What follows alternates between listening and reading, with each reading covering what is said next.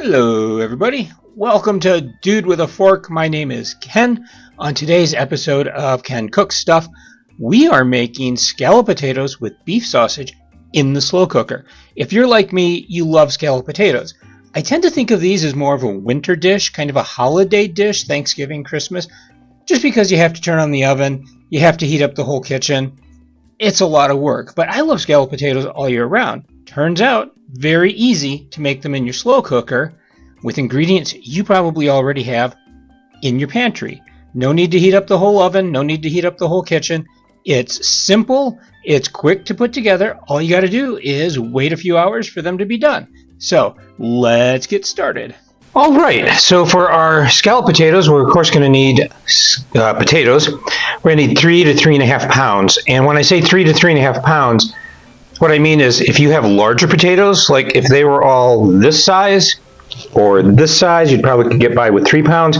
But because there's a lot of tiny guys in this batch like this, these are all kind of runty little potatoes. Probably need 3.5 pounds because you lose more to the skin when they're smaller.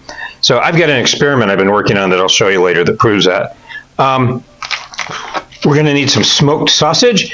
I am using this Hillshire Farm beef smoked sausage. I don't like the casing that's on these, so I'll take that off and slice it up and fry it. I usually, though, don't get the beef.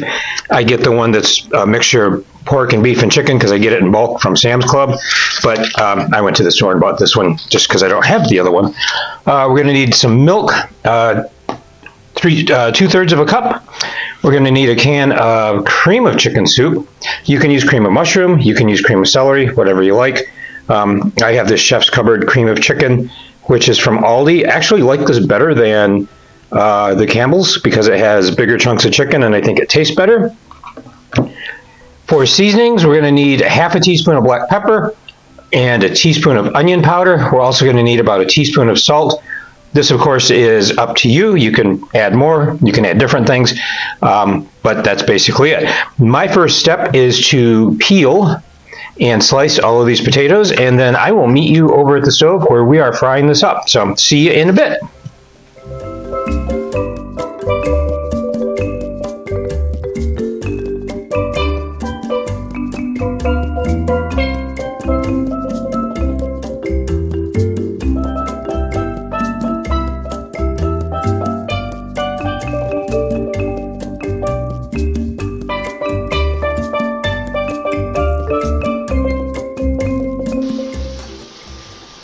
All right, so you can see we're starting to get some color on these. They're looking really good. They're smelling amazing. So I'm going to let them go a couple more minutes, and then I'll start getting the rest of the ingredients ready. All right, so in this bowl, which is probably too small, I have my can of cream of chicken soup, and I'm going to add our onion powder, our black pepper, and our salt, and I'm going to use a whisk and just whisk this all together. Make a minimal attempt to get this in here. And then I'm going to gradually add milk a little bit at a time. I really want to avoid getting lumps in this. And if you don't mix it up all the way, you will see lumps in there. It won't matter in the long run. I think it's just I think it just comes together a little bit better when you get all the lumps out. So I will go ahead and get this all stirred up. And like I said, I'm using too small a bowl, and my cardinal rule is always use a larger bowl than you think you will need. And I forgot that rule. So, all right, but anyway, I've got enough milk in here. I can stir it up and get all those lumps out. It's loosened up, so it's nice and smooth. And I can go in with the rest of the milk, a little bit at a time, because I'd rather spill a little bit of milk rather than a lot of milk, like I just did, and bring this all together. And I did say 2/3 of a cup of milk, but depending on what our potatoes look like in the slow cooker, I might add just a little bit more because we want to have enough to cover the potatoes. So this is looking good. Get that out of the way. I have my potatoes sitting underwater, so I will go ahead and drain them and then bring my crock pot over and we will get everything together. So yeah, this looks good. Don't use too small a bowl, which is what I did here. Oops. But anyway, because if you have a larger bowl, you can whisk more vigorously and it does not take you forever. So, but look at that, we got there in the end. So, yeah, so I'll go get a crock pot and we can start putting things together. See you in a bit. All right, so here's my crock pot, and we are entirely too close to it. And I did spray the inside with some spray oil, because not so much the bottom, but around the sides. I don't want this stuff to stick as it starts to cook, because it does have milk in it, and it's starchy and it'll kind of stick. So I have my potatoes here, I have my sausage over here. I'm just going to start layering things in. And we are looking to get at least halfway up the sides. The potatoes you saw at the beginning, I did end up adding another one to it because some of them had some bad spots in them, so it wasn't quite all the way to 3.5 pounds. So I did have to make up some more. So I'm going to add some of the sausage in. And I'm trying to do all of this left-handed because my kitchen is backwards for me. So, but anyway, more potatoes. And this, I did the food processor instead of my little mandolin because it slices these fairly thinly. And I think they cook a little bit better in the slow cooker when they're more thinly sliced. So, oops, I got one flying away from me over here. So,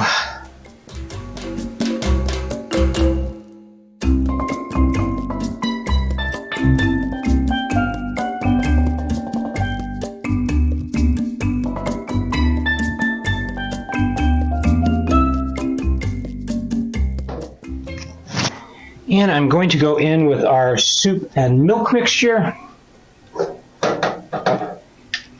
And work around lights. Just get everything off this whisk. And just pour that over. And you might be able to tell this Aldi cream of chicken soup has really big chunks of chicken in it. So I'm just going to get all of that out of here. Don't want to waste a single bit of it.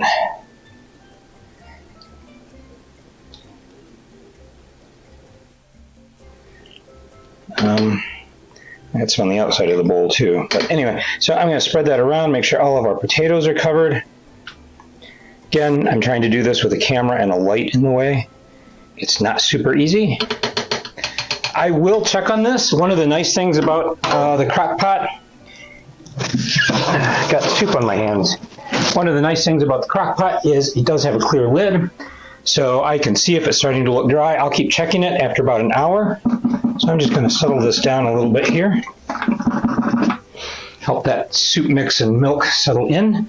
And yeah, so I'm going to put a lid on this. I'm going to cook this on high for about 4 hours. I'm going to check on this after an hour and see if it looks like it needs more milk. If it does, I'll add maybe 1/4 to 1/2 cup that I heat up in the microwave, so I'm not adding cold milk to hot ingredients, because every time you take this lid off, you lose half an hour of cooking. So this ideally should take about 4 hours. So we'll check back in a little bit and see where we are. All right, so I've scooted the camera over a little bit so we can see what's going on better. And you can see that some of the liquid has gone down. So I'm going to pop this lid off here real quick. And I'm just going to go in with my spurtle and just try to push things down and see where we are. And it looks to me like there's plenty of liquid in there. So these potatoes, of course, will give off plenty of liquid on their own. So I think we're good. I've got some milk heated up just a little bit here that I just put in a coffee mug and heated for about 50 seconds in the microwave. But I think we're good. So I'm going to put the lid back on here. This normally would cook 4 hours total on high.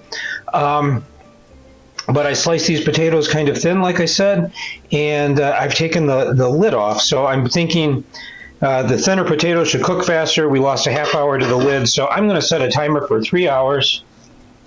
That's not an hour. I set a timer for 3 minutes. That's not going to get us anything done here. All right, so 3 hours. There we go, and we will come back. All right, so these guys have been cooking for about 4 hours, and it's time to test it. You can see they're bubbling along quite nicely. And I'm just going to go in here with a butter knife and just see if things are tender. Oh, and indeed they are. They're very nicely tender. That means it's time to taste. And I'm just going to come in here with a spoon and grab a little chunk of potato. And if I'm lucky, I'll get a little chunk of sausage, but it looks like I'm not lucky. So, oh well. So, yeah, there we go. It's boiling hot right now, as you can tell. You can also see there's some fat around here from the sausages, because I didn't drain them on paper towels or anything like that. So that's fine. That's just going to add flavor. So let's taste these.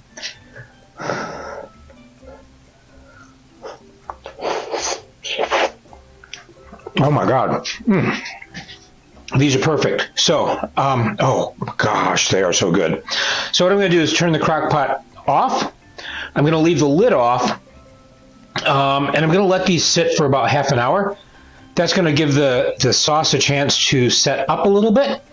And it's also going to let this cool down to the point where you could actually eat a whole bunch of it, because it's just lava hot right now. So yeah, we'll be back at the table in half an hour to try this out. I'll see you there. And this is what we're looking at. It's thickened up a bit. It's cooled down from its previous status as lava. I'm very tempted to just go in and grab one of those bits of sausage, but that's cheating. So let me zoom you in a little bit here so you can see what we're looking at. Yeah, so you have the perfectly done potatoes. I mean, they're fork tender. You can see they just break apart. They have this lovely thick sauce. Okay. Oh, yeah. Oh my gosh. Oh my gosh. I actually left out a nutmeg. You should put nutmeg in here as well.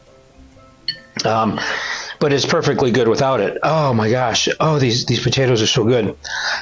Oh, they are just so tender and delicious. Oh wow. That sausage has so much flavor in it.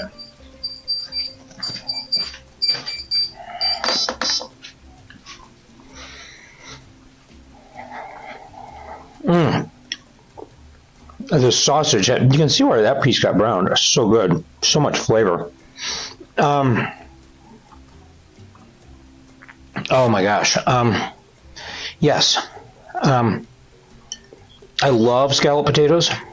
It's usually a winter dish because you have to heat up the whole oven, but you can make them in your slow cooker, not heat up the oven, not heat up the kitchen, and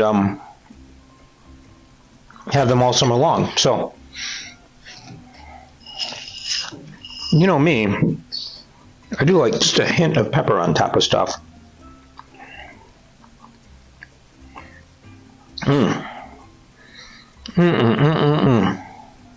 So, yeah, there we go. Perfect.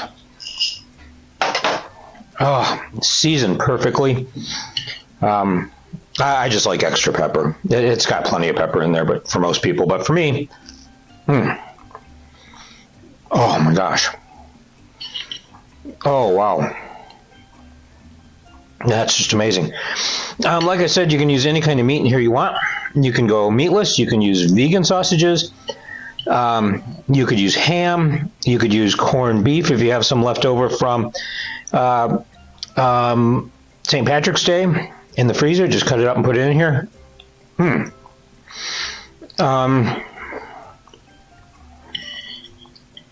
Yeah, wow. Oh my gosh. If you wanted scalloped potatoes, sorry, these are scalloped potatoes. If you wanted potatoes au gratin, sprinkle in some cheese in between the layers. Oh. Now you can see that sauce is worked down in between all of these potato layers perfectly. So, this is a winner. This is my lunch for the next couple of days. So, and I have absolutely no objections to it whatsoever. This is amazing. So, try this. Try it with other flavors of cream soup. If you need variety, you can cream of mushrooms. You could throw in instead of sausage, you could throw in some sautéed mushrooms. So, you could throw in cream of celery soup. And throw in some other frozen vegetables. So yeah, this is delicious. It's good. Please try it. Thank you so much for watching. If you try this, let me know what you think. And let me know if you try any variations. I'd love to see what people are doing with this. So, talk to you next time. And that's it, folks. As always, thank you so much for watching. Links to free printable copies of any recipes here are down below in the show notes. Please like, comment, or if you'd like to see more of this kind of material, subscribe.